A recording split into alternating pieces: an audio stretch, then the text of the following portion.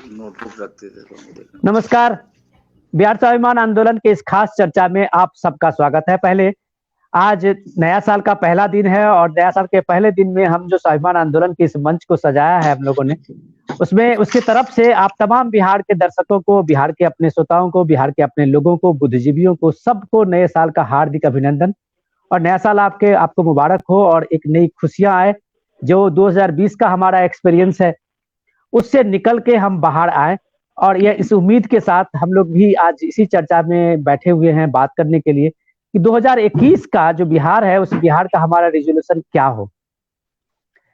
2020 में 20 का जो अनुभव है और 20 के अनुभव के बाद 2021 का जो इस तरह का बिहार का हम सपना देखते हैं, बिहार में आने वाले वो तमाम जो हमारे लेबर्स हैं, जो हमारे प्रवासी बिहारी हैं, बाकी जो स्टूडेंट हैं, सारे लोग जिस तरह से कोरोना काल का जो जीवन जिया है, एक उम्मीद तो, एक रोशनी देखने की अकुलाहट तो सारे समाज में है, हर लोगों में है कि कुछ नया हो 2021।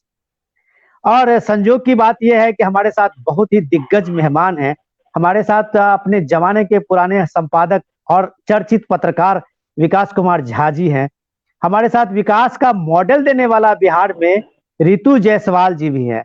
हमारे साथ गोविंद जी हैं, शिक्षाविद हैं और बिहार के एजुकेशन को लेके काम करते रहे हैं। हमारे साथ निखिल जी भी हैं, सामाजिक कार्यकर्ता हैं, पार्टी से जुड़े हुए हैं। इनका अपना एक अनुभव है बिहार को देखने और समझने का। लेकिन विकास जी, मुझे सबसे ज्यादा आज जो इस बात की खुशी है कि आपके साथ साथ मुझे इस चर्चा में रितु जी मिली।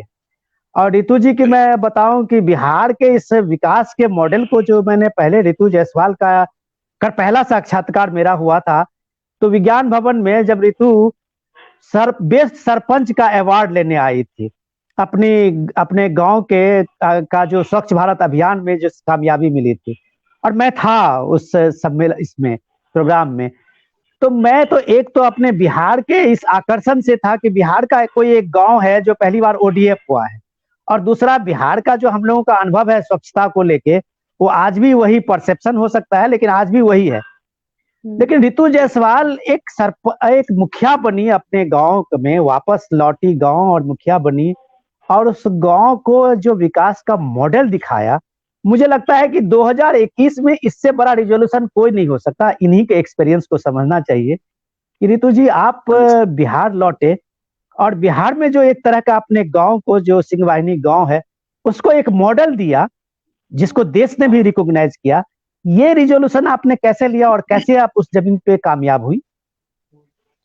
नहीं, देखिए, मैं ये कहना चाहती हूँ कि भ्रम में नहीं रहना है कि किसी तरह का भ्रम में कि कोई बहुत अच्छा कुछ हो गया और सब कुछ बदल गया है और पहले जैसा था और अब वैसा। वो जिस जगह पे मैं सरपंच या मुखिया बनी हूँ, वो टोटली एक इमोशनल डिसीजन था। और वहाँ के जो कंडीशंस, जो दिल्ली में रह करके जिस गांव को हम सोचते थे या जानते थे, वो गांव जब मैं आई यहाँ पे बिहार में, और जब फर्स्ट टाइम किसी गांव में जाना हुआ, तो वो एक अलग ही कहानी थी, वो एक अलग ही स्टोरी थी कि जहाँ पे बेसिक सुविधाएं नहीं थी। और शायद वहां रह करके, बड़े शहरों में रह करके गांव को नहीं समझा जा सकता। मैं भी नहीं समझती अगर मैं वहां नहीं पहुंची होती। तो बेसिक चीजों को वहां पे प्रोवाइड करा पाई। ये समझ में आया कि जब तक कुछ भी कर लो, इंफ्रास्ट्रक्चर डेवलपमेंट बहुत इजी है, आपके पास फंड है और आपकी नीयत है तो आप उसको कर देंगे। लेकिन चैलेंजेस होता है किसी को आत्मनिर्भर बनाना, उसके पैरों पे खड़े करना, ताकि वो किसी के आगे हाथ ना फैलाए। और मुझे लगता है कि सबसे बड़ा चैलेंज है आत्मनिर्भर बनाने का, और उसमें मेरी कोशिश लगातार जारी है। मैं ये नहीं कहूंगी कि मैंने अपने गांव को आत्मनिर्भर बना दिया है, बस कोशिश जारी है कि कैसे इसको बनाया जा सकता है, कैसे इसको कर सकते हैं। तो कुछ जगहों पे किया है, जैसे कि बहुत अलग अलग बकरी पालन है या गाय पालन है, छोटी छोटी चीजें। और मैं हमेशा जो सीएसआर वगैरह जो प्रोजेक्ट्स होते हैं, जो एनजीओ के माध्यम से किए जाते हैं, जो कॉर्पोरेट्स देती हैं, तो मैं एक ही उनसे रिक्वेस्ट करती थी कि किसी तरह का और ट्रेनिंग नहीं चाहिए। वो स्किल इंडिया और स्किल ट्रेनिंग से का कोई परिणाम नहीं मिलता। वो ट्रेनिंग दे भी दिया तो रोजगार नहीं मिलता है। बेहतर है कि आप उतने पैसे से हमारे पंचायत में महिलाओं को जो विडो हैं या किसी और पे डिपेंडेंट है या सिर्फ पीडीएस के राशन पे डिपेंडेंट है, तो वैसे लोगों को आप गाय दे सकते हो या भैंस दे सकते हो, तो वो पैसे से आप उनको वो दे दो, फिशरी की ट्रेनिंग दे दो उनको, उनके हिसाब से मनरेगा से मैं पॉन्ड खुदवा देती हूँ, बकरी पालन, ऐसी चीजें जिससे कि इकोनॉमिकली आर्थिक रूप से वो अपने पैरों पे खड़ी हो सके। तो मुझे लगता है कि तब हम सही मायने में आत्मनिर्भर बिहार की बात कर पाएंगे। रितु जी हमें आपसे बहुत कुछ जानना है। आपका मुझे मालूम है कि कोरोना काल में भी आपने अपने पंचायत के लिए जो काम किया है, मुझे बहुत कुछ जानना है आज करके, खास करके आज का जो हमारा टॉपिक है और हमारा जो आज का सब्जेक्ट है। लेकिन मैं इस चर्चा के बीच में अब विकास जी से, हमारे सबसे पुराने हम लोगों के संपादक रहे हैं, हम लोगों ने इन्हीं से सब कुछ सीखा है, जो आज 2-4 अपने जो काम चला लेता हूँ पत्रकारिता में, उसमें इन्हीं का पढ़ के ही हम लोग आज पत्रकार बने हैं। तो मैं सर ये जानना चाह रहा हूँ कि एक रितु जायसवाल उस बिहार में, जो आप कह सकते हैं कि जिस बिहार में लाल फीताशाही कहे तो शायद वो भी कम होगा, उस हालत में एक रितु जायसवाल एक अपने पंचायत में, जो 4-5 गांव के मिला के सिंहवाहिनी पंचायत होगी, उसको एक सक्सेस मॉडल बनाया है। तो क्या जो बिहार में ग्राम स्वराज अभियान है, जो बेसिकली गांधी जी का थॉट रहा है, और आपके बिहार में सर 50-60 साल से 3 टियर्स वाला पंचायती राज लागू है, लेकिन ऐसा क्या हुआ कि पंचायती राज निजाम अगर कहीं पे अगर फेल है तो बिहार में है? विकास जी, इसके रीजन क्या हुआ? देखिए, सबसे पहले तो मैं आप सबको और आप सबके माध्यम से पूरी बिहार के जनगण को नए वर्ष की शुभकामनाएं देना चाहता हूं। ये एक बड़ा अच्छा मौका है विनोद जी कि आप जैसे निष्णात और बहुत ख्यात पत्रकार इस प्रोग्राम को कंडक्ट कर रहे हैं। हमारे साथ में सुपरिचित पत्रकार और अब राजनीति से जुड़ गए हैं, तो निखिल जी लंबे समय तक बहुत अच्छी पत्रकारिता कर चुके हैं राजनीति में। और रितु जायसवाल जी सिंहवाहिनी पंचायत की मुखिया, ये तो सिंहवाहिनी दुर्गा है दरअसल। मतलब हम लोग इतना इन पे गौरव करते हैं रितु जायसवाल जी पे। सीतामढ़ी जिले से मैं भी आता हूँ और तो रितु जी के बारे में जानकारी मिलती रहती है। और हमारे साथ में गोविंद जी हैं, गोविंद जी एजुकेशन से आते हैं, तो ये बड़ा अच्छा कॉम्बिनेशन आज का विनोद जी आपने तय किया है इस चर्चा के लिए, और खास करके नए साल के इस पहले दिन पे। देखिए, बात क्या है कि अभी रितु जी के पंचायत को लेकर के बहुत अच्छे पॉइंट्स मिले हमें, कि बहुत अच्छे इसमें विचार आए और क्या क्या काम हुआ है, जैसे छोटे से बकरी पालन से लेकर के और बहुत सारे काम तक। तो जिसको कहते हैं ना, स्मॉल इज ब्यूटीफुल। तो गांधी जी ने भी हमेशा, हमारे राष्ट्रपिता ने इस पर बल दिया, कुटीर उद्योग, बुनियादी शिक्षा। गांधी जी ने दरअसल भारत को पहचाना था और वो समझते थे कि छोटे छोटे कार्यों के जरिए ही हम कुछ बड़ा कर सकते हैं। अचानक में कोई बहुत बड़ा काम हम खड़ा कर दें, कोई बहुत बड़ा इस्पात कारखाना खड़ा कर दें या कोई बहुत बड़ी इंडस्ट्री लगा दें, यह नहीं संभव है। लेकिन घर घर में छोटे छोटे जो कुटीर उद्योग है उसको करके पूरे भारत की ताकत बनाई जा सकती है। पर ये पंचायती व्यवस्था के बारे में जो विनोद जी आपने मुझसे प्रश्न किया है, आप याद करें 18 वर्षों तक यही बिहार है जहां पंचायती चुनाव नहीं होने दिया गया था, और यह लोकतंत्र पर कितना बड़ा आघात था, यह लोकतंत्र के साथ कितना बड़ा खिलवाड़ था। और जैसा कि आप सब जानते हैं कि विधायकों ने बाकायदे इसके लिए जोर लगा करके कि पंचायत चुनाव नहीं हो, ताकि उनके पास में सारी शक्ति उनके पास से मट कर रहे।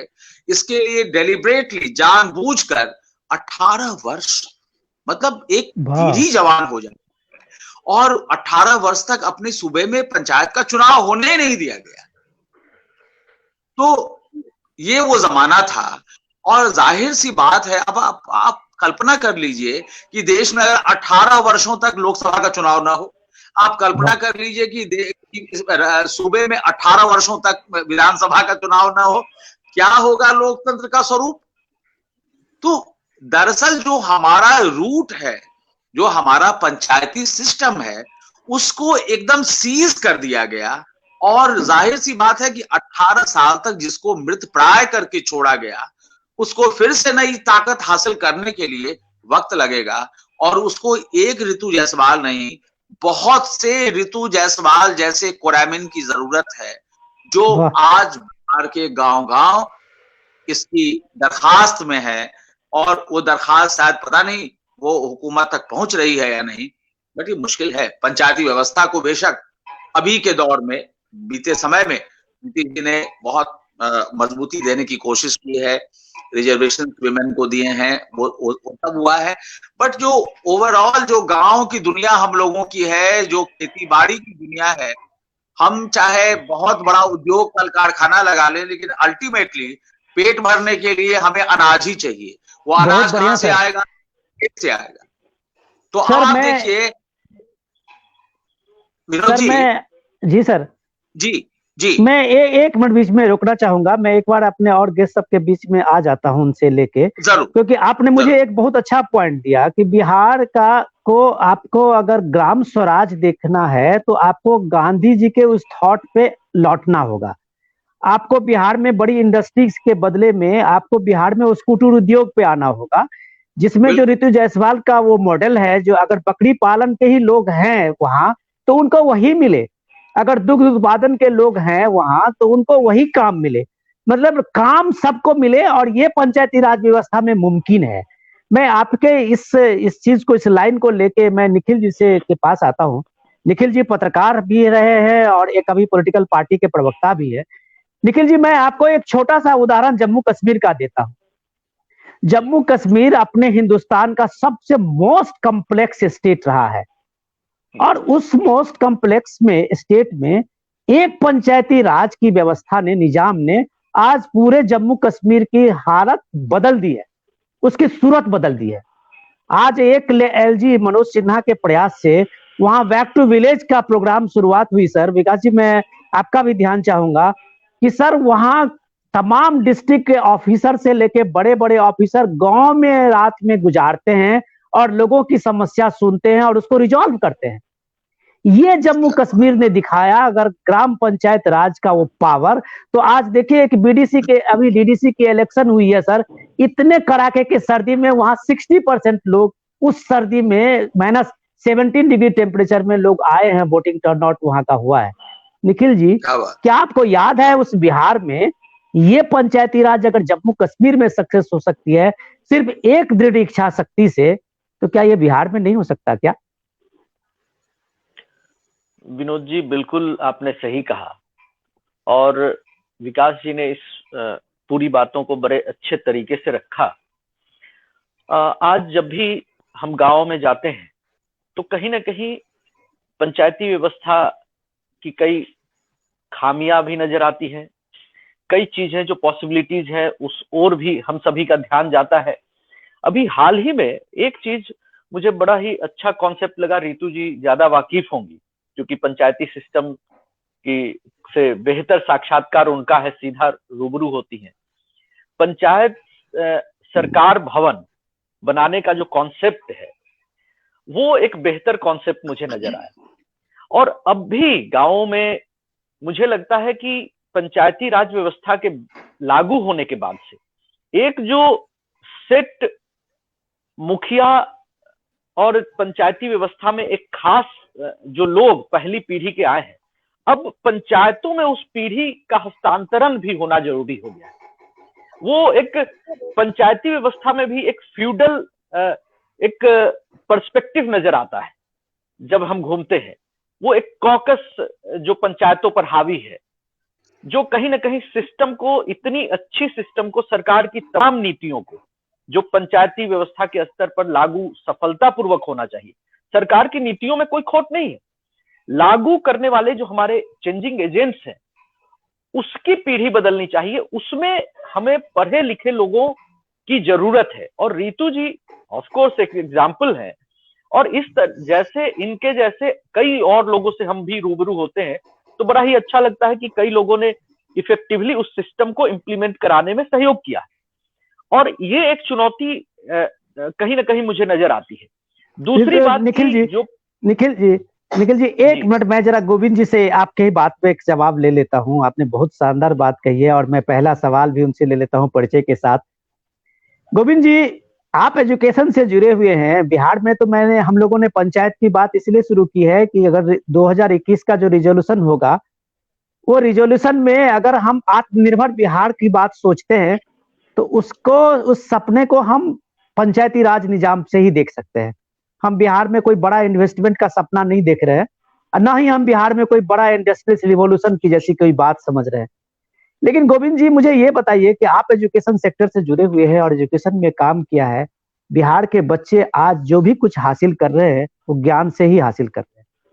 मेरे जैसे लोग भी जो 20-25 साल पहले दिल्ली में आए थे, जो भी कुछ 2 पैसा कमाने के काबिल बने हैं तो अपने ज्ञान से ही हासिल किया है। और ऐसे बहुत सारे बच्चे हैं बिहार में जिनके माँ बाप अपने सारा इन्वेस्टमेंट अपने बच्चों पे कर रहे हैं सिर्फ इसलिए कि वो पढ़ लिख जाएगा तो कुछ कमा लेगा।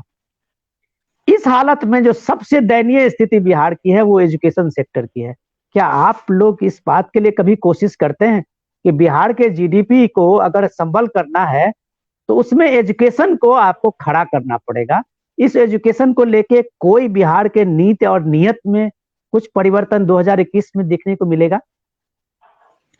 मैं आशा करता हूं ऐसा हो। मतलब मैं बहुत फ्रैंकली और ओपनली आपसे इस बात को कहूंगा, क्योंकि देखिए, हम जितने अचीवर्स हम बिहार के नाम गिनाते हैं, जो अचीव करते हैं, हम ये भी गिनाते हैं कितने आईटीएस हैं, कितने आईएएस हैं, विभिन्न जगहों पे लोग सक्सीड करते हैं।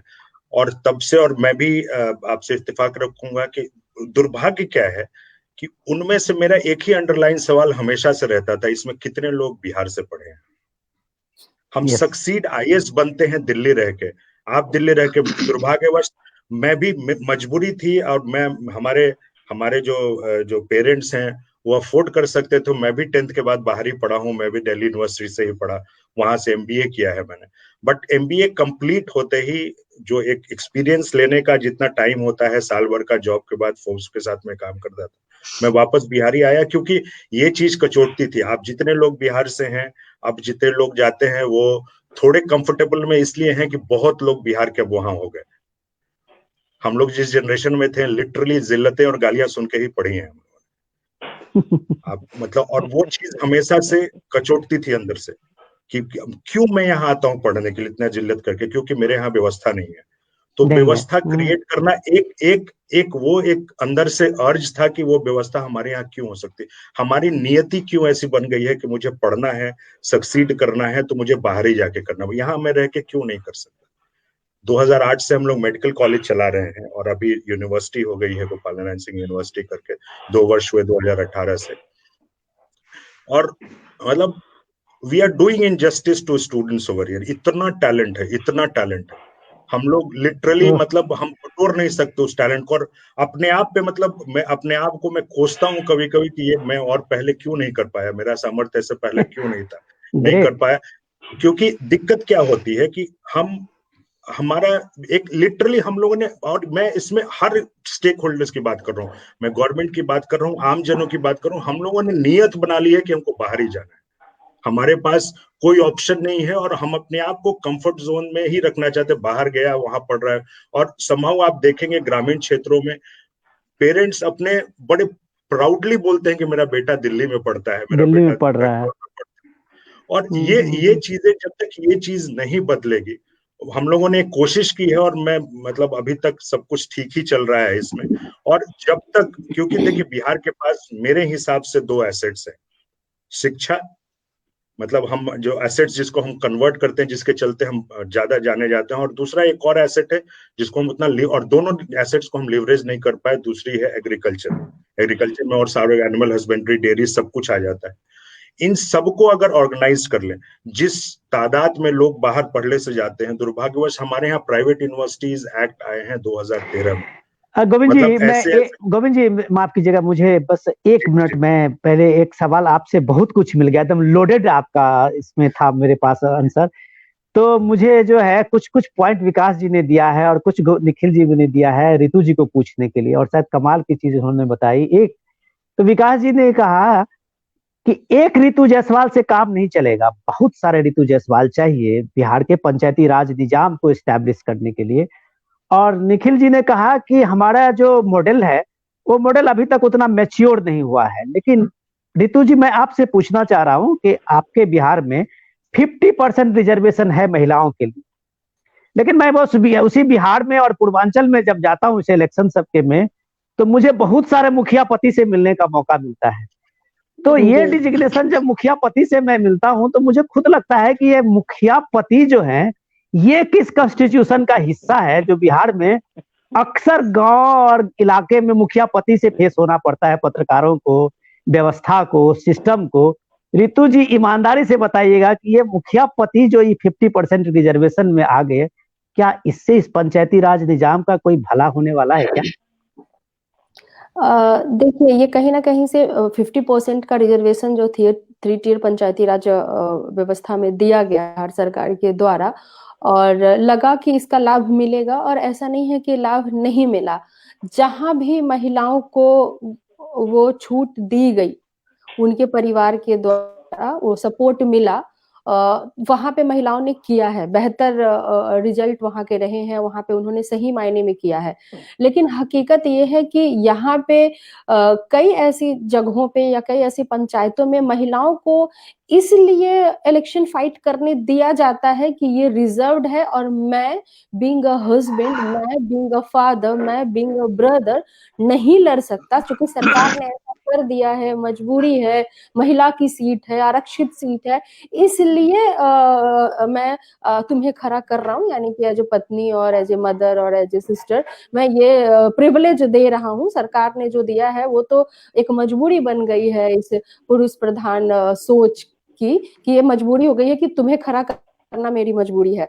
तो ऐसा नहीं है कि महिलाओं को अगर मौका मिला या सपोर्ट मिला तो उन्होंने प्रूफ नहीं किया है। आप देखेंगे कि जहां भी सेम व्यवस्था, सेम रिजर्वेशन, जहां भी महिलाओं ने अपने दम पर डिसीजन लिया, वहां पे आपको एक चेंज नजर आएगा। उस पंचायत में आपको लगेगा कि नहीं, यहाँ पे जो एक सोशल चेंज के ऊपर भी काम हो रहा है, कंस्ट्रक्टिव डेवलपमेंट के अलावा एक सोशल चेंज पे भी काम हो रहा है। और जो महिलाएं जो होती हैं वो इजीली एक महिलाओं के घर से होते हुए, किचन से होते हुए उनके बेडरूम तक जा सकती है, यानी कि बहुत अच्छे से वो एक महिला होने के नाते, एक महिला जनप्रतिनिधि होने के नाते वो महिलाओं को समझ सकती है, जो कि एक पुरुष के बस की बात नहीं होती है।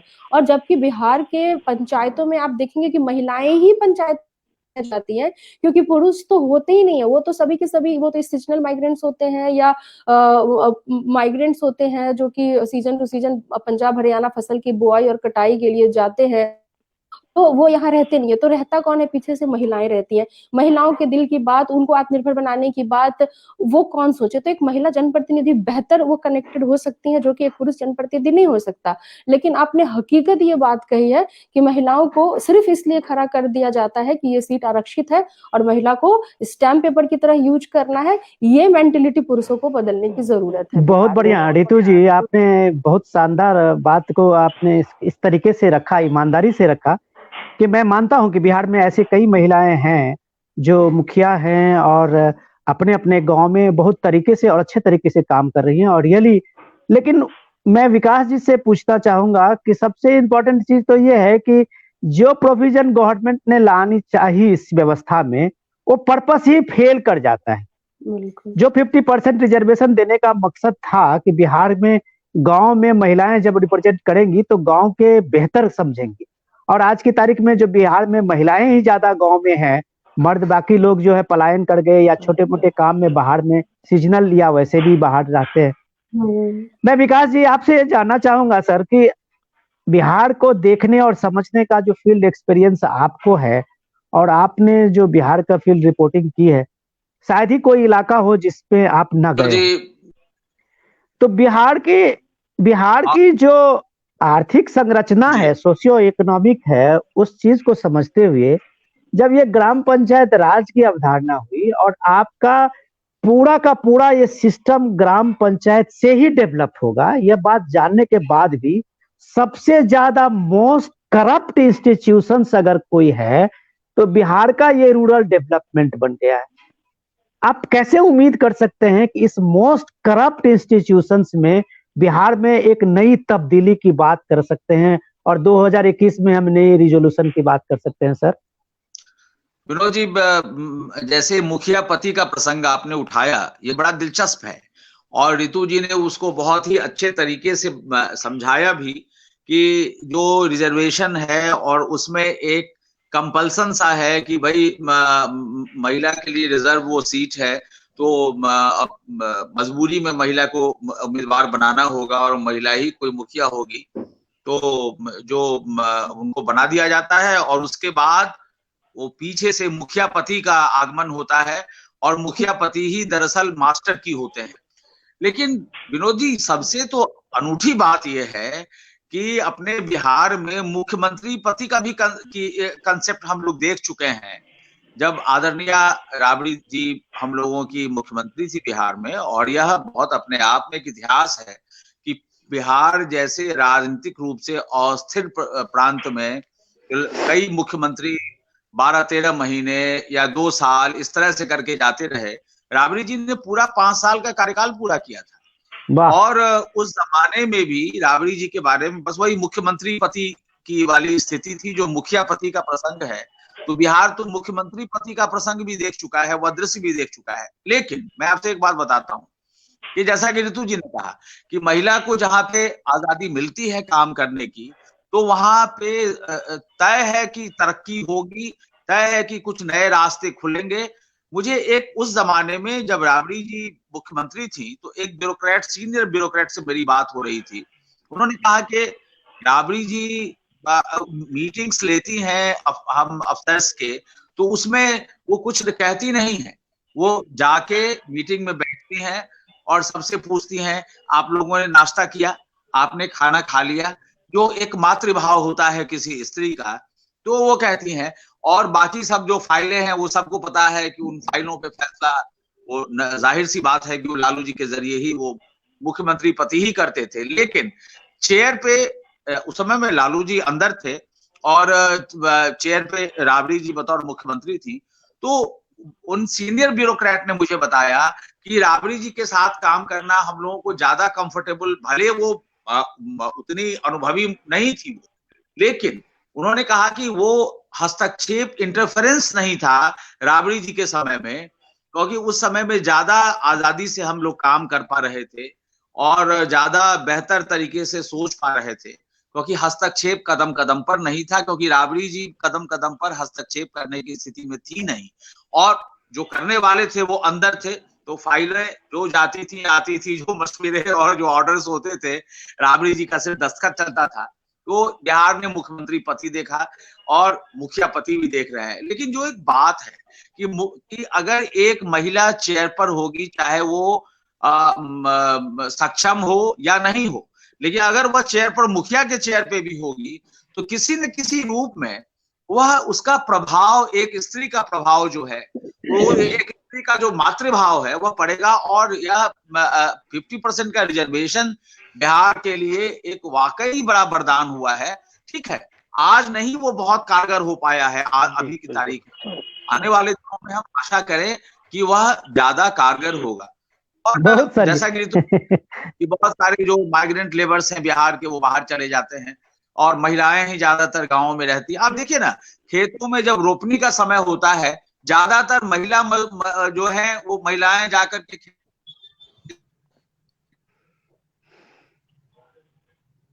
में धान रोपती हैं। तो ये जो वुमेन पावर में भी देने की कोशिश की गई है, ये बड़ी बात हुई है। सीखते सीखते वो सीख जाएंगी। आज वो नहीं उतनी निपुण है, आज वो अपने पतियों के मतलब दबाव में है, कल वो आजाद होंगी, वो आने वाला समय वह होगा। लेकिन जो एक बात, जो एजेंडा बिहार का 2021 का बिहार कैसा हो, जो एजेंडा की बात है, तो मैं ये कहना चाहता हूं कि एजुकेशन से भी ज्यादा तो वर्स्ट सिचुएशन एग्रीकल्चर का बिहार में है। जो झारखंड कटने के बाद बिहार कृषि प्रधान प्रदेश के रूप में इसका परिचय बना, नया परिचय, यह एक कृषि प्रधान प्रदेश। लेकिन आज भी विनोद जी, गोविंद जी या ऋतु जी, में आप सब जानते हैं इस बात को कि जैसे धान मुख्य फसल है बिहार में, लेकिन आपको मैं बताऊं, और मुझे बड़ा दुख हो रहा है कि धान के पैदावार में बिहार का स्थान 6ठे नंबर पर है। 6ठे नंबर 1 पे पश्चिम बंगाल। क्यों ऐसा है? हमारी मिट्टी उपजाऊ है, हमारे पास में सारी प्राकृतिक संपदा है और खेती में निपुण लोग हैं, लेकिन हम धान की खेती में 6ठे नंबर पर हैं। बंगाल 1 नंबर पर है, जबकि उत्तर प्रदेश दूसरे नंबर पर है, पंजाब तीसरे नंबर पर आता है वहां पर। जबकि पंजाब में मतलब वहां पे जो है वो वहां की मिट्टी उतनी नम नहीं है। पंजाब में गेहूं की खेती ज्यादा होती है और धान, लेकिन धान की फसल में पंजाब तीसरे नंबर पर है और हम कहाँ हैं? हम 6ठे नंबर पर हैं। और यही स्थिति जो दलहन है उसमें हम 9th पोजीशन पे हैं बिहार। तो हमारा ये कहना है कि जो वर्स्ट सिचुएशन है वो तो एग्रीकल्चर का है। जो हमारी पहचान है कि हम एग्रो बेस्ड स्टेट हो चुके हैं और हम मतलब पूरे देश में बिहार जो है, जो 1 से 10 नंबर एग्रीकल्चर का जो स्टेट्स हैं उसमें 1 to 10 में भी बिहार नहीं है। और हम कहलाते क्या है? एग्रो बेस्ड स्टेट, कृषि प्रधान प्रदेश। विकास जी, मैं एक सवाल इनसे ले लेता हूँ निखिल जी से कि निखिल जी, बहुत सही बात अभी विकास जी ने कहा। अब उन्होंने अपना पर्सनल एक्सपीरियंस बताया है, क्योंकि मुझे नहीं लगता कि बिहार में हम जैसे हमारी पीढ़ी के पत्रकार या आपकी पीढ़ी के पत्रकार विकास जी से ज्यादा गांव का हर एक जगह का विजिट करके गए होंगे, और ये लोग इन लोगों ने अपने दौर में हर एक जगह का फील्ड रिपोर्टिंग की है उन जगह से जी। तो निखिल जी, सबसे बड़ी दिक्कत क्या है? सबसे आपने कहा कि हमारे पास ढेर सारी योजनाएं हैं ग्रामीण विकास का। मैं आपको बताऊं कि भारत सरकार के कम से कम 56 फ्लैगशिप स्कीम है जो रूरल डेवलपमेंट के लिए और ग्राम पंचायती राज के लिए ही है। आज की तारीख में बिहार के गांव में ग्राम पंचायतों के पास पैसे का और फंड की कमी नहीं है, लेकिन सिर्फ अगर कमी है तो ट्रांसपेरेंसी की, सिर्फ अगर कमी है तो ये कमी है कि ग्रीवेंसेज की, कि एक भी कोई ऋतु जी के था, मैं बेसिकली उनको ये नहीं ले रहा हूँ टारगेट में बता रहा हूँ क्योंकि वो खुद मौजूद हैं। मैं जो देख रहा हूँ हालत, जो हम लोगों का हो सकता है कि हमारा परसेप्शन हो, रियलिटी नहीं हो, लेकिन क्या इस सरकार में कोई ग्रीवेंसेज का ऐसा कोई बना सिस्टम कि गांव के एक आदमी को कोई ग्रीवेंसेज है तो वो अपने ग्रीवेंसेज कहाँ रखे और उस ग्रीवेंसेज को कहाँ पूरा हो?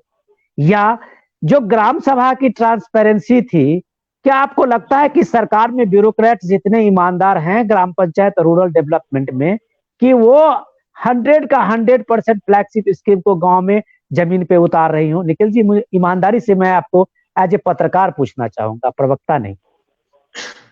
जी, बिल्कुल सही सवाल आपने उठाया। विकास जी की बात, फिर ऋतु जी की बात, और कलेक्टिवली मैं गोविंद जी की बात से ही कनेक्ट करूंगा। जो मैंने पहले कहा कि जनरेशन शिफ्ट होना चाहिए, एडुकेटेड लोग, अवेयर लोग आए, और इसके लिए पब्लिक भी रिस्पॉन्सिबिलिटी पब्लिक को भी लेनी होगी, क्योंकि ट्रांसपेरेंसी आ नहीं पा रही है पंचायती व्यवस्था में। ये सही बात है। और कहीं ना कहीं योजनाओं के कार्यान्वयन में, हालांकि केंद्र सरकार ने और सरकारों ने ये कोशिश की है कि सीधे डायरेक्ट अकाउंट में पैसे जाए, लेकिन मैं जो देख रहा हूं, जो प्रैक्टिकल एक्सपीरियंसेज है, अभी भी ऋतु जी इससे अच्छे से वाकिफ होंगी कि जो इंदिरा आवास योजना है, आप देखें कि वहां भी बिचौलिया कहीं ना कहीं काम कर रहा है। फिर एक जो शिक्षा के सवाल से भी मैं जोड़ूंगा कि शिक्षा जो स्कूल्स है, जो पंचायती स्तर पर, उसके जो अथॉरिटी, जो विद्यालय समिति का चेयरमैन कौन होता है? मुखिया होता है। विधानसभा के स्तर पर उच्च स्कूलों के विधायक होते हैं।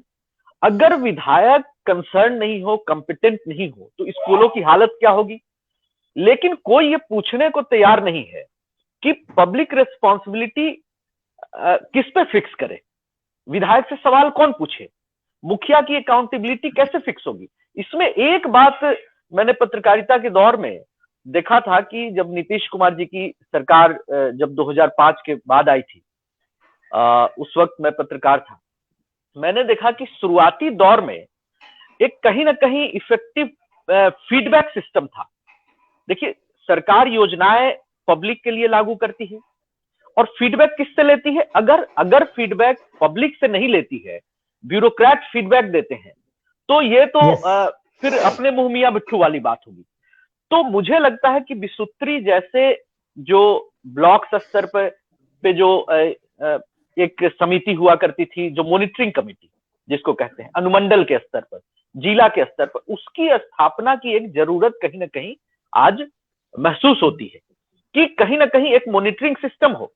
जो पॉलिटिकल वर्कर्स हैं वो भी अगर इन्वॉल्व होते हैं किसी बिस्तरी समिति में, वो बेहतर मॉनिटरिंग कर सकते हैं।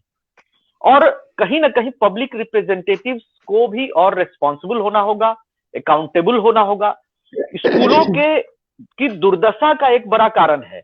मैं इस बाबत एक सवाल भी खड़ा करना चाहता हूं कि एक विधायक जो इनकम्पिटेंट है, अनएडुकेटेड है और किसी सिस्टम से जीत कर आता है, स्कूल कमेटी का चेयरमैन होता है, और मेरे ही इलाके में देखें तो स्कूलों की स्थिति आप देखेंगे तो स्कूल ढह रहे हैं, और स्कूल कमेटी का चेयरमैन कौन है? विधायक है। फंड को यूटिलाइज होने नहीं देना चाहते हैं। आखिर काम कैसे हो? कई बार स्कूलों में गए हुए फंड 50 लाख रुपए, 48 लाख रुपए लौट जा रहे हैं।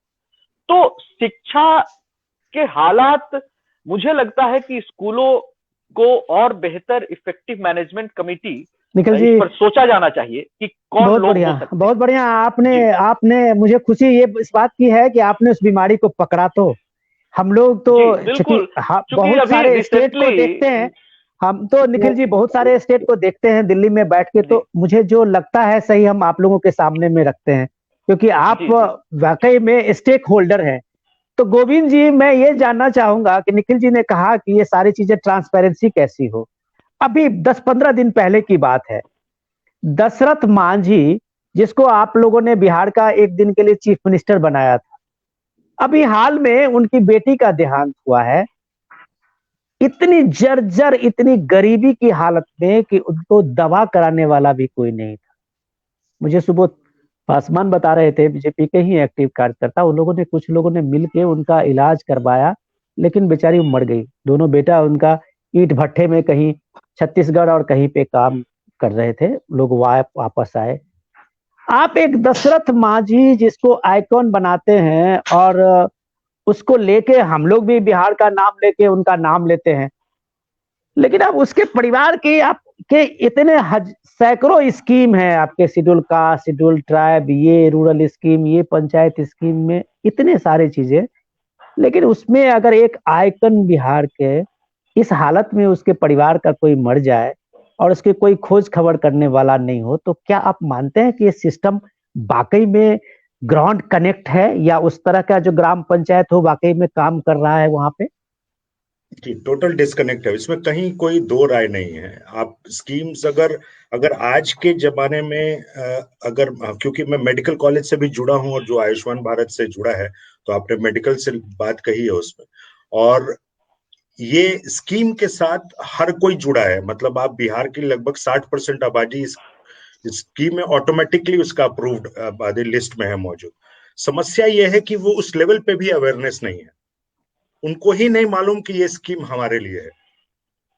ये जो कम्युनिकेशन का इतना बड़ा गैप है ना, ये स्कीम्स ऊपर तक, अभी बहुत सही पॉइंट बोला गया है, स्कीम्स बनते हैं, स्कीम्स, कोई भी स्कीम खराब नहीं होता, उसका इम्प्लीमेंटेशन किस तरह से, धरातल पर कैसे जाए, ये बहुत बड़ी समस्या हो जाती है। आप अगर आज के डेट में इतनी अच्छी स्कीम्स होने के बाद, हम लोग काफी, मैं बोल रहा हूँ, जैसे इससे पहले हम लोग राष्ट्रीय स्वास्थ्य बीमा योजना भी देखा था, जहाँ 30,000 का कवरेज हुआ करता था एक परिवार का, और ये 5 लाख का कवरेज अभी साल का आया है। मैं आपको बताता हूँ, इससे अच्छी स्कीम, हमारा जो स्कीम एक्सपीरियंस रहा है पिछले 2 सालों का, इससे अच्छा हेल्थ केयर स्कीम हो नहीं सकता। अवेयरनेस ही नहीं है, लोग नहीं जानते कि हमारे पास स्कीम है, और इस स्कीम के रहते अगर इलाज के अभाव में अगर कोई भी, आप दशरथ मांझी जी, तो मतलब ये न्यूज होना चाहिए बहुत बड़ा, जो शायद गुम हो गया कहीं, ये न्यूज भी नहीं आया, ये भी तो सबसे बड़ी समस्या है, बहुत छोटे से कोने में कहीं रह के चला गया। दिक्कत क्या है कि ये जो अवेयरनेस होना चाहिए कि ये स्कीम किसके लिए और जिसके लिए है उसको भी नहीं मालूम। हम लोग कैंप्स करते हैं तो मालूम नहीं, कार्ड बना है तो एक तो आया था कार्ड, इसका क्या करना है नहीं मालूम।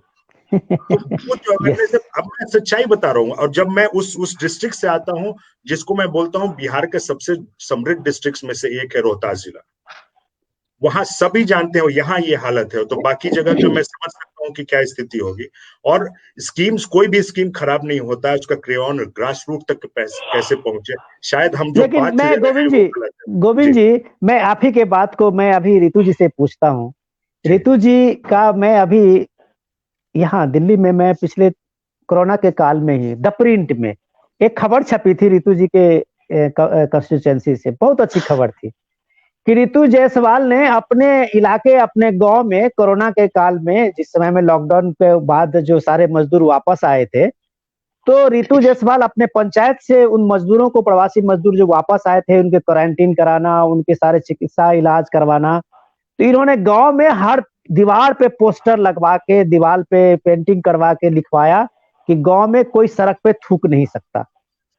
और वो रितु जायसवाल अपने दम पे गांव में गुटखा खा के थूकने का जो लोगों में एक अपने यहाँ लोगों की टेंडेंसी है, उसको बंद करा दिया।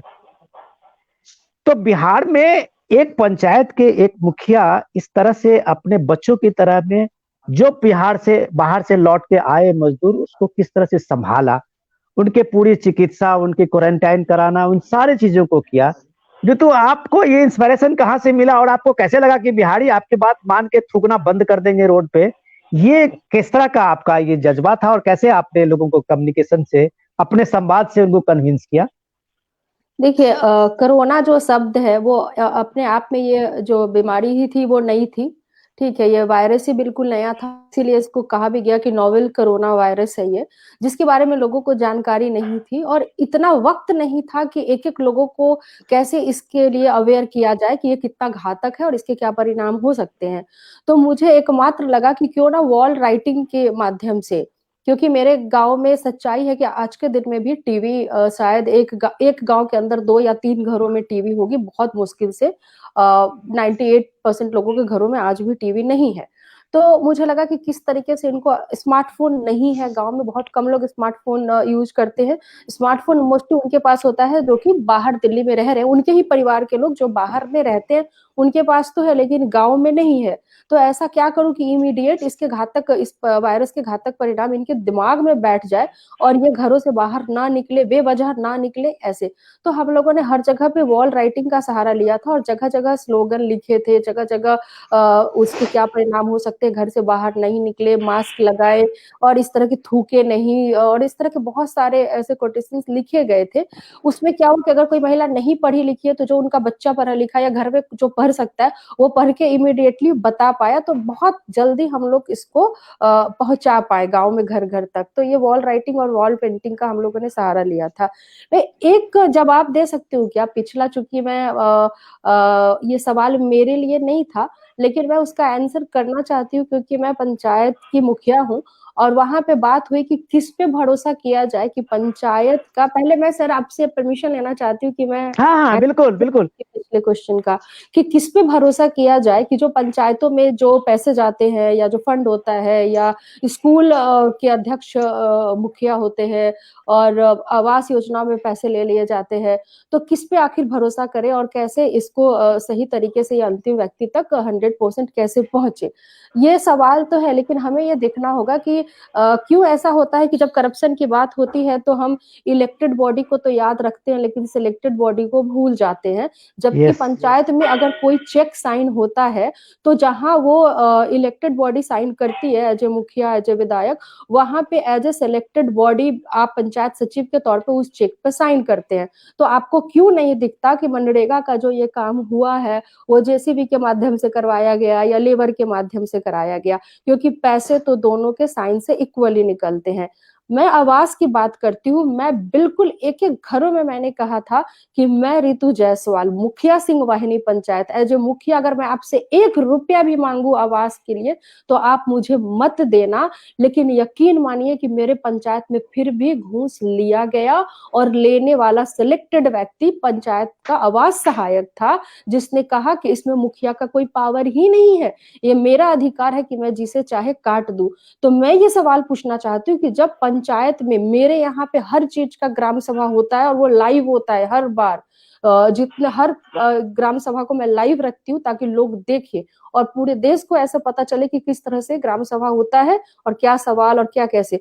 आप यकीन मानिए कि फिर भी पैसे लिए गए आवास सहायक के द्वारा। उसने कहा कि, तो मैं ये सवाल पूछना चाहती हूँ कि क्यों, जब आवास का हमने जब उसको पारित किया और जब वो ग्राम सभा से वो पारित हुआ, लोगों ने 1/3 लोगों ने उस पर सिग्नेचर किए, तो कैसे आप, जिस व्यक्ति ने आपको पैसे नहीं दिए, घूस नहीं दिया, आपने उसका नाम काट दिया, और जिस व्यक्ति ने आपको घूस दिया आपने उसका नाम जोड़ दिया, जबकि एक जनप्रतिनिधि 100% ईमानदार था तब भी करप्शन हुआ। तो एक बात बिल्कुल दिमाग में डाल लीजिए कि अगर जनप्रतिनिधि ईमानदार है फिर भी भ्रष्टाचार होगा, लेकिन अगर सिलेक्टेड बॉडी ऑनेस्ट है तो आप यकीन मानिए कि एक मुखिया और एक विधायक चाह के भी भ्रष्टाचार नहीं कर सकता है। ये रितु जी, आपने तो सच में सिस्टम को एक तरह से आईना दिखाया है। ये कॉन्स्टिट्यूशनल सबसे बड़ी बात है कि कॉन्स्टिट्यूशन में, आपके पंचायती राज निजाम के कॉन्स्टिट्यूशन में, मैं अपने छोटी सी जानकारी में और अपने अल्प ज्ञान में मैंने नहीं कहीं पढ़ा कि मुखिया के अलावा भी कोई सिलेक्टेड बॉडी भी होंगे। ये सिलेक्टेड बॉडी का आने का मतलब ही है कि आप एक करप्शन को एंगल दे रहे हैं। मैं विकास जी से पूछ रहा हूँ कि सर, अपने यहाँ बिहार में अभी आप देखेंगे, अब आप गांव जाएंगे तो आपको कई ऐसे नौजवान मिल जाएंगे जिनको आप पूछेंगे, उनके बारे में आपको बताया जाएगा कि ये ब्लॉक जोतते हैं। तो थोड़े दिन तो मुझे 5-10 साल पहले की बात बता रहा हूँ कि मुझे बताया कि क्या करता है, तो बोला ये ब्लॉक जोतता है। तो मुझे लगा ब्लॉक में ऐसी कौन खेती होती है जिसको ये ब्लॉक जोत रहा है। तो ये बताया गया कि इस ब्लॉक में जितने गांव के पेंशन से लेके, और रितु जी बता रही कि उन सारे चीजों में उसका एक कट होता है, और ये कट कहता है ये ब्लॉक जोतने वाले लोग करते हैं, जो वहां के वीडियो से लेके, और वो पूरे सिस्टम में उनको सबके बारे में पता है, पेंशन किसको लेना है, किसको ये करना है।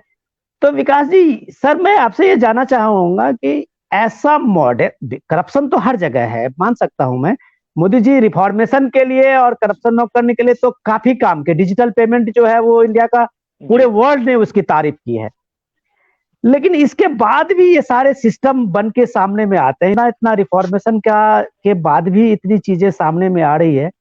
तो क्या आपको लगता नहीं है सर कि जैसे हम लोग पहले दिन इस चर्चा में रखे थे कि राजनीतिक इच्छा शक्ति के बगैर ये संभव ही नहीं है कि आप इंस्टीट्यूशंस को मजबूत करें सर?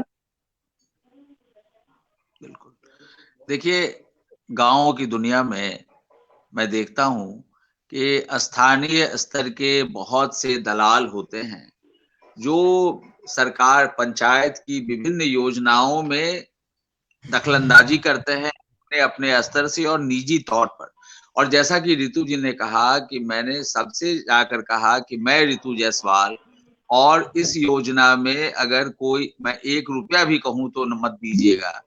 जब इतने भरोसे के साथ ग्राम पंचायत की मुखिया जाकर बताती हैं, लेकिन एक जो है वो एक पैरेलल दुनिया है दलालों की, छोटे छोटे दलालों की, जो आपने बहुत अच्छा कहा ये ब्लॉक जोतते हैं। तो ये ब्लॉक जोतने वाले जो दलाल हैं, ये छोटे भैये दलाल गांव से लेकर के, जैसे किसी को वृद्धावस्था पेंशन का मामला है, अब मैंने अपने गांव में देखा है कि वृद्धावस्था पेंशन में कई ऐसी, क्योंकि और बहुत से लोग पढ़े लिखे नहीं है, अवेयरनेस नहीं है, उनमें उनको एक डर भी समाया है कि अगर हम पता नहीं वो हमको मिल पाएगा कि नहीं मिल पाएगा। ये आदमी कह रहा है कि मैं जल्दी तुमको दिलवा दूंगा। तो वह जो एक मतलब गरीबी की, अभाव की जो आतुरता है, वह अभाव की आतुरता दलालों की जरूरत पैदा करती है, और उस अभाव की आतुरता में वह दलाल, जबकि मुखिया ने जाके कहा कि नहीं जी इसमें आपको 1 रुपए नहीं लग रहे हैं, लेकिन उसको लगता है कि वो जो कल मिले वो मुझे अभी मिल जाए। तो ऐसी सूरत में मैंने देखा है कई जर्जर गरीब बूढ़ों को गांव में, अपने गांव की बात मैं आपसे कह रहा हूं, कि उसके आधे वृद्धावस्था पेंशन को वो दलाल खा गया, क्योंकि उसने कहा कि तुम्हारा रुपया मैं निकलवा दूंगा, मैं ये काम करवा दूंगा, लेकिन इसमें तुमको इतने रुपए लगेंगे, क्योंकि मुझे ब्लॉक जोतना है और ब्लॉक में बहुत से लोग बैठे हुए हैं जो उस रुपए की निकासी के लिए कमीशन लेंगे अपना। तो जैसा कि कहते हैं ना अपने यहाँ कि अकेले बृहस्पति भी झूठा होता है। तो बृहस्पति बहुत शुभ ग्रह है, लेकिन वह अगर अकेले हो तो कितना भी पराक्रमी व्यक्ति हो, अगर वह अकेला होगा तो, और चारों तरफ अगर भ्रष्ट लोगों की जमात होगी, तो वह पराक्रमी व्यक्ति भी, वह ईमानदार व्यक्ति भी, वह पूर्ण सुचिता से भरा हुआ व्यक्ति भी, वह बहुत हद तक कारगर नहीं हो पाएगा, क्योंकि चारों तरफ वही वातावरण है। और जो मैं आपको रोकना चाहूंगा सर, वो का मारा है तो उसको लगता है कि ये शॉर्टकट में हमारा काम जल्दी करवा दो। मुखिया जी शायद इस काम को लगेगा, लेकिन ये मुझे 4 दिन में करवा, दलाली वहां पर भी। सर मैं 1 मिनट रोकना चाहूंगा, 1 मिनट में रितु जी, मुझे लगता है कि कोई सप्लीमेंट जवाब या कोई सवाल आपसे ही पूछना चाहेगी। नहीं, मैं ये कहना चाह रही थी कि पहले साल में जब मैंने कहा कि मुझे 1 रुपया मत देना, तुम्हारा काम फिर भी होगा, लेकिन 100% लोगों ने पैसे दिए। दूसरे साल में मैंने यही कहा कि तुमने फिर भी दिया, और लेकिन कोई बात नहीं।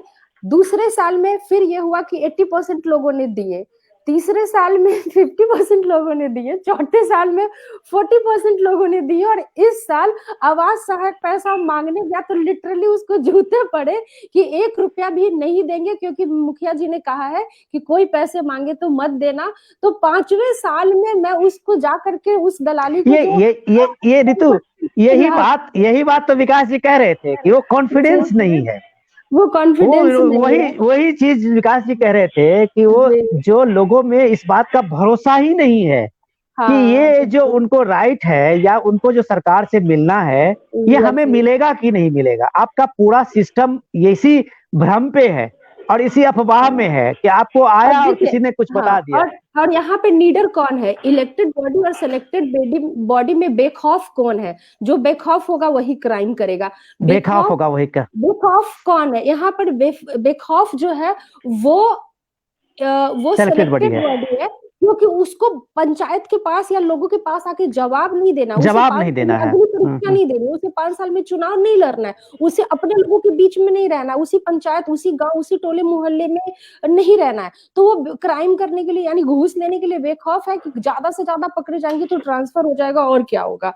लेकिन जो इलेक्टेड होते हैं उनको पंचायत में रहना होता है, उनको लोगों के उनको 5 साल पे फिर जवाब देना है। नहीं जवाब देंगे तो फिर जनता जवाब देती है कि तुमने ऐसा किया था तो तुम्हें नहीं जिताएंगे। तो ये सारी चीजें हैं, ये हमें देखना होगा इन बातों को। रितु जी, मैं ये सवाल का जवाब ले लेता हूँ निखिल जी से। निखिल जी, आप सुन रहे होंगे इतना बेबाकी से, जितने बेबाकी से हम लोग आज इस चर्चा को बिहार के इस नए साल में कर रहे हैं, मुझे लगता है कि कभी लोग इस तरह की चर्चा चैनल पे आप करते हुए लोगों को देखे होंगे। ये हम लोग का सौभाग्य है कि हम लोग जब बैठते हैं तो इस तरह की चर्चा कर लेते हैं। ये आप इसमें अपने बेखौफ तरीके से इस चीज को रख सकते हैं। लेकिन निखिल जी, मैं ये जानना चाहूंगा कि इतना साफगोई से सबने अपनी बात रखी है, विकास जी ने भी कहा और रितु जी ने तो आपको सारी चीजें बताई हैं जी। क्या मुझे लगता है कि इस बिहार में आज नया इलेक्शन भी हुआ, सरकारें भी बनी और एक बड़ी उम्मीद और एक संभावनाओं का बिहार बनाने का जो मोदी जी का भी, आपके पार्टी के सबसे बड़े लीडर है, उनका एक सपना है। क्या बिहार में ये इंस्टीट्यूशंस जो है, क्या उसकी क्रेडिबिलिटी को बनाने में सरकार की नीयत और नीति पे जो सवाल उठता है, जो आज के ओपोजिशन में उठा रहे हैं लोग, क्या सरकार इतनी बहरी हो गई है? क्या उसको मालूम नहीं है कि इस देश में, इस सिस्टम में कितना घून सा लग गया है, उसको बदलना चाहिए या एक नए थॉट के साथ इसको सामने लाना चाहिए? निखिल जी, देखिए, सबसे पहले तो आपको धन्यवाद कि हम सभी कहीं ना कहीं किसी राजनीतिक दल से जुड़े हुए हैं, लेकिन जिस बेबाकी से आपने इस पूरे डिबेट को कंडक्ट किया कि हम लोगों ने बड़े ही न्यूट्रल और नॉन पॉलिटिकल तरीके से ये पूरी बातें एक दूसरे से की। मेरा स्पष्ट मानना है, रितु जी की बात को मैं आगे बढ़ाऊंगा, कि जो पब्लिक रिप्रेजेंटेटिव्स हैं उनकी अकाउंटेबिलिटी फिक्स है, लेकिन ब्यूरोक्रेट्स की या जो लोअर ब्यूरोक्रेसी है उसकी पब्लिक रिस्पॉन्सिबिलिटी और अकाउंटेबिलिटी वो कहीं ना कहीं नगण्य जैसी दिखती है। वो एक हायरार्की सिस्टम के पार्ट है, जो उनका सीआर रिपोर्ट कौन बनाता है उसके ऊपर का अधिकारी बनाता है। आप लेकिन पूरे पंचायती सिस्टम को ब्लॉक डेवलपमेंट ऑफिसर काफी इफेक्टिवली इन्फ्लुएंस करता है। अब जिस पूरे ब्लॉक के पंचायती सिस्टम को जो डील कर रहा है, उसके सीआर रिपोर्ट से किसी का नीचे वाले का लेना देना नहीं है, वो अपने ऊपर एसडीओ या फिर फर्दर। तो मैं अब फिर आऊंगा कि एक फीडबैक सिस्टम कहीं ना कहीं होना चाहिए, और फीडबैक सिस्टम में पब्लिक पार्टिसिपेशन, ये एक, और ब्यूरोक्रेट्स इंप्लीमेंटिंग अथॉरिटी हो सकते हैं, लेकिन फीडबैक के लिए वो कंपिटेंट अथॉरिटी नहीं हो सकते हैं। दूसरी बात, एक जो बड़ा सवाल ये पंचायतों में जो प्रॉब्लम्स दिख रहे हैं, मुझे लगता है कि नई पीढ़ी से बड़ी उम्मीद है। ये नई पीढ़ी बिहार के शिक्षा को लेकर भी चिंतित है, स्वास्थ्य सुविधाओं के को लेकर के भी चिंतित है, और सब सवालों पर किसी विधानसभा के स्तर पर लाइब्रेरी होना किसी के लिए कोई मुद्दा नहीं है। किसी का शिक्षित होना किसी उम्मीदवार के लिए वो वोट इन्फ्लुएंस करने का सवाल नहीं बनता है। तो कहीं ना कहीं ये पीढ़ी, नेक्स्ट जनरेशन जरूर इस बारे में सोचेगी, और बिहार को लेकर के मैं तो काफी होपफुल हूँ। 17 सालों की पत्रकारिता, तमाम एमफिल पीएचडी सब करने के बाद जब मैंने हाल ही में चुनाव लड़ा मनेर विधानसभा से, और उसके बाद मैं एक उम्मीद मेरे अंदर जरूर जगती है, चुनाव में हार के बावजूद, कि कहीं ना कहीं ये आने वाली पीढ़ी, जो ये युवा पीढ़ी है, बिहार को आगे बेहतर भविष्य की ओर जरूर ले जाएगी। बहुत बढ़िया। जिसमें गोविंद जी जैसे लोग, रितु जी जैसे लोग, और विकास जी जैसे इन्फ्लुएंसर जरूर हम सबके बीच अगर है, तो इस तरह की बातें और आगे होते रहनी चाहिए। निखिल जी बहुत शानदार, और मुझे लगता है कि ये उम्मीदों से भरा जो ये साल है हम लोगों के लिए, और उम्मीदों की निगाहें जो बिहार के लोगों को भी है अपने सिस्टम से, अपने लोगों से। गोविंद जी, लास्ट सवाल आपसे लेते हुए कि गोविंद जी, मैं जो ग्राम पंचायत राज की बात मैं इसलिए बार बार कर रहा हूँ, आप लोगों को लग रहा होगा कि रिजोल्यूशन में आते आते हम ग्राम पंचायत पे ही हम लोग सिमट गए हैं, क्योंकि अगले साल इलेक्शन होने वाला है बिहार में, और मुझे नहीं लगता, जो विकास जी पहले ही उठाए थे इस चीज को, कि ग्राम पंचायत के अलावा आपके पास में विकास का कोई मॉडल नहीं है बिहार में। आप इंडस्ट्रियलाइजेशन नहीं कर सकते हैं। आप भले ही नीतीश जी 100 अभी पंचायत को, ग्राम पंचायत को म्युनिसिपल कॉर्पोरेशन बना लें और उसको सुधार लें, कुछ नहीं होने वाला है, क्योंकि आप उसके लिए नहीं तैयार हैं, उस इंफ्रास्ट्रक्चर आपके पास नहीं है। आप उसी ग्राम पंचायत को ही बेहतर करके सामाजिक भागीदारी जिसको बोलते हैं, गोविंद जी मेरा पॉइंट ये है कि ग्राम पंचायत का जो बेस है, फिलोसफी है, वो सामाजिक भागीदारी से। मैं आपको उदाहरण जम्मू कश्मीर का क्यों दे रहा हूं, इसलिए दे रहा हूं कि बहुत कॉम्प्लेक्स स्टेट है, और उस कॉम्प्लेक्स स्टेट में ये एक्सपेरिमेंट को अब भी मैंने कामयाब होते हुए देखा है। आर्टिकल 370 एब्रोगेशन होने के बाद जो सामाजिक भागीदारी वहां पे बढ़ी, और डेमोक्रेसी जिसको बोलते हैं ना, ग्रास रूट डेमोक्रेसी, वो डेमोक्रेसी जब स्ट्रेंथन हुई तो कई विकृतियां जो समाज की थी वो खत्म हो गई, लोगों को रिस्पॉन्सिबल किया गया। तो ये जो सोशल रिस्पॉन्सिबिलिटी है वो तो तब होगा जिसमें सामाजिक भागीदारी बढ़ेगी।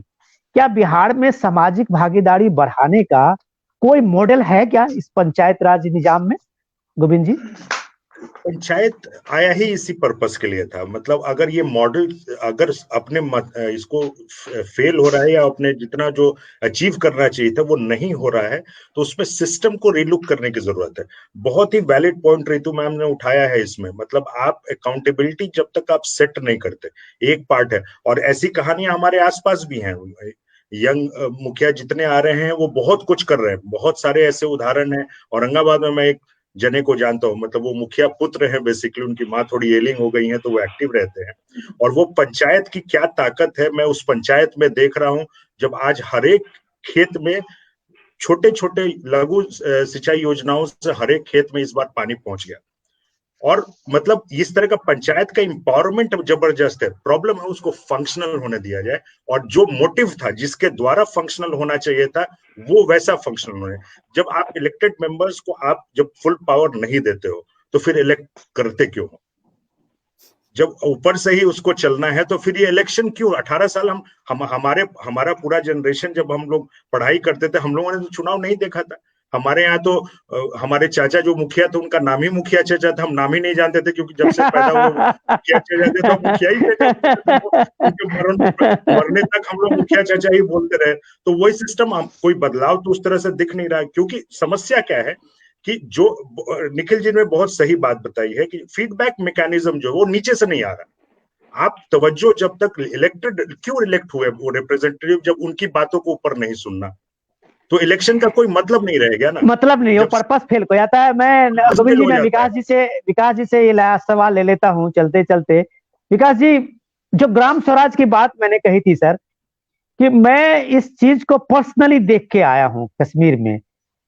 आज तक जम्मू कश्मीर में कोई ग्रामीण रूरल डेवलपमेंट का प्रोजेक्ट 20% से 25% ट्रांसलेट नहीं हो पाई थी। ये पहली बार है कि प्रेसिडेंट रूल में, एलजी के रूल में, और ग्राम पंचायत को कामयाब होने के बाद, मैंने 3 टियर पंचायत को वहां पे आने के बाद 100% फ्लैगशिप स्कीम ट्रांसलेट हुई है। आप, मुझे नहीं लगता कि सर बिहार में भी 100% फ्लैगशिप स्कीम आज के तारीख में बिहार में वो ट्रांसलेट हो पाएगी या हो रही होगी। मुझे नहीं लगता ऐसा, मुझे डाउट है। जैसे रितु जी कहती है, सिलेक्टेड और इलेक्टेड वाला जो वहां पे घालमेल है। आखिर ऐसा क्यों है कि एक सिस्टम को डेवलप होने में बिहार में इतने वर्ष लग गए और उसमें ग्रास रूट डेमोक्रेसी का अभी तक वो फिलोसफी ही नहीं जमीन पे आ पाई? ये कहाँ की बेईमानी है क्या सर इसमें? बिल्कुल सही है। देखिए, एक बात जो अब ये कंक्लूड कर रहे हैं आप इस पूरी बातचीत को, तो मैं यही कहना चाहता हूं कि जो 18 वर्षों तक पंचायत चुनाव बिहार में नहीं करवाया गया और इसकी वजह से जो एक भयानक कमजोरी आई पूरे पंचायती सिस्टम में, उसका भी असर पूरी तरह से चला गया है, वो नहीं है। नंबर 1। नंबर 2 ये है कि जो जो नया एक स्वरूप आया है पंचायती व्यवस्था में, जिसमें कि 50% विमेन रिजर्वेशन और महिला प्रतिनिधित्व हुआ है, यह एक बहुत अच्छी बात है। बट जो पूरी व्यवस्था में जो नौकरशाही, दलाली और जो पारिवारिक हस्तक्षेप, जो मुखिया पति, जैसा कि बहुत अच्छा आपने बताया, ऋतु जी ने उसको एक्सप्लेन किया, तो इस तरह की बहुत सारे हस्तक्षेपों से वह से घर से लेकर के दफ्तर तक, पूरे सिस्टम तक, ये बहुत सारी उलझनों, दबावों और पीछे खींचने की स्थिति की वजह से ये पूरी व्यवस्था आगे बढ़ नहीं पा रही है। अब जैसे टीचर्स के अपॉइंटमेंट का अधिकार मुखिया को दिया गया, और मैंने कई जगहों पे देखा कि ऋतु जी बताएंगी कि वहां के मुखिया ने अपने रिश्तेदारों को उस पर बहाल कर दिया, अब उसमें जो पढ़ाने के काबिल नहीं थे। बहरहाल, इस पूरी बातचीत का जो केंद्रीय भाव है वह आप लोगों ने रखा कि 2021 का बिहार कैसा हो, 2021 का एजेंडा क्या हो। तो मैं बस इस पैगाम के साथ आप लोगों से यह कहता हूं कि एक पैगाम हम लोग लेकर चलें कि 2021 बिहार के लिए अन्नपूर्णा क्रांति का वर्ष होगा, और यह अन्नपूर्णा क्रांति, यह इस बात का जिहाद है, यह इस बात का अहद है, यह इस बात का संकल्प होना चाहिए 2021 में कि बिहार वो तासीर पैदा करे कृषि प्रधान प्रांत के रूप में कि हम सारे भारत को भोजन करा सकते हैं। हम अपनी कृषि व्यवस्था को इतना सबल करेंगे, हम अपनी पंचायती व्यवस्था को इतना अधिक सुदृढ़ करेंगे कि यह अन्नपूर्णा क्रांति सारे भारत में, यह सारे भारत को चमत्कृत कर देगी, और सारे भारत को बिहार, एक अकेला बिहार भोजन कराने में सक्षम होगा। इतना अन्न बिहार पैदा करेगा, इतना सब जो दुग्ध उत्पादन होगा, जैसे डेनमार्क का हम लोग हवाला देते हैं, बिहार इसके लिए तैयारी करे और 2021 बहुत बढ़िया इसकी राह दे। सर बहुत बढ़िया। मैं ऋतु जी, लास्ट सवाल आपसे कि ऋतु जी, मैं देख रहा हूँ जो जवाब दे देती हूँ, जैसे नहीं, फिर मैं एक सवाल मेरा भी, आप चूंकि कंक्लूड कर रहे हैं और विकास जी ने बहुत जो एक पॉजिटिव नोट पे इसको खत्म करने के लिए कहा है, तो मैं उसी नोट पे आता हूं कि एक आत्मनिर्भर बिहार का जो सपना दिखाया है और विकास जी ने उसमें जो अन्नपूर्णा क्रांति का नाम जोड़ा है, आत्मनिर्भर बिहार हो ना हो, लेकिन आत्मनिर्भर सिंह वाहिनी गांव का सपना आपने देखा और आपने लगभग पूरा किया। तो विकास का जो ये मॉडल है, क्या 2021 में जो आत्मनिर्भर बिहार की बात विकास जी ने कही है कि हम अपने रिसोर्सेज से हो सकते हैं, उसमें हमें कहीं स्पेशल स्टेटस की जरूरत नहीं है और ना हमें कोई स्पेशल मदद लेने की जरूरत है। तो जब एक सिंहवाहिनी गांव 5 गांव को मिला के एक पंचायत आत्मनिर्भर गांव का अपना एक सपना बोल सकता है, एक रिजोल्यूशन ले सकता है, तो बिहार क्यों नहीं? देखिए, आत्मनिर्भर भारत या बिहार की हम बात करें तो उसके 2 मतलब निकलते हैं। एक तो सरकार की योजनाएं इतनी जमीनी और हकीकत से भरी हो और इतनी सरल हो कि सही में बिहार को आत्मनिर्भर बनाने में मदद करे, या फिर वो दूसरा मतलब ये हो सकता है कि हम कुछ नहीं कर सकते, हमारी योजनाएं जो है वो पेपर के लिए हैं, आत्मनिर्भर खुद बन जाओ क्योंकि हमसे कुछ होने वाला नहीं है। ये आत्मनिर्भर के 2 यहाँ पे हैं। जैसे कि मैं चाहती तो हूँ कि पॉजिटिव नोट में खत्म हो, लेकिन अंदर इतना कुछ है कि वो संभव हो नहीं पाएगा। बहुत अच्छी लगती है वो बातें सुनने में कि अन्नपूर्णा और ये वो, सच में दिल से चाहती हूँ कि ऐसा हो, लेकिन लगता नहीं है। जैसे क्या होता है, कई प्रोमिसेस आ जाते हैं कि हम 2022 तक किसानों की आय दुगनी करेंगे और 2021 शुरू हो जाता है और ऐसा कुछ दिखता नहीं है। तो हम ऐसा तो नहीं कर रहे। फिर अगर आपसे ये कहा जाए तो आप कहेंगे कि नहीं नहीं, हम तो किसानों को सम्मान योजना दे रहे हैं, हम 6,000 की राशि दे रहे हैं। तो इसका मतलब आप खुद, आपका जो दावा था कि 2022 तक बिहार को या भारत को आत्मनिर्भर आप बनाएंगे, वो आपका ये अनुदान 6,000 देना ही आपके दावे को खोखला करता है। चूंकि आपने उनको आत्मनिर्भर नहीं बनाया, आपने उनकी आय को दुगना नहीं किया, इसलिए आपने उनको अनुदान दिया। यानी कि आपका मकसद ही आत्मनिर्भर बनाना नहीं, अनुदान निर्भर बनाना है। तो अनुदान पर निर्भर मत बनाइए, अनुदान को सहयोग के रूप में इस्तेमाल करिए, ताकि सही में बिहार आत्मनिर्भर बन सके या भारत आत्मनिर्भर बन सके। बहुत बढ़िया। भारत के गांव और बिहार के गांव आत्मनिर्भर बन सके। बहुत बढ़िया। मैं आपके जवाब लास्ट में कंक्लूड कराता हूँ। निखिल जी, मेरा बस आपसे भी ये सवाल है कि 2021 का जो बिहार है, उस बिहार में हमारा बहुत बड़ा सपना नहीं है। हम लोग तो सिर्फ इतना ही कह रहे हैं जो विकास जी ने कहा है कि हम अपने रिसोर्सेज से, अपने एग्रीकल्चर से अन्नपूर्णा क्रांति ला सकते हैं। ये एग्रीकल्चर रिफॉर्म्स को भले ही दुनिया देश में अलग अलग तरीके से लोग उसको डिफाइन कर रहे हैं या उसमें भ्रम फैलाने की कोशिश कर रहे हैं, जो भी लॉजिक दे रहे हों, लेकिन इसमें ये बात आपको देखनी पड़ेगी कि बिहार के अपने रिसोर्सेज को एक बार झांकना पड़ेगा ईमानदारी से।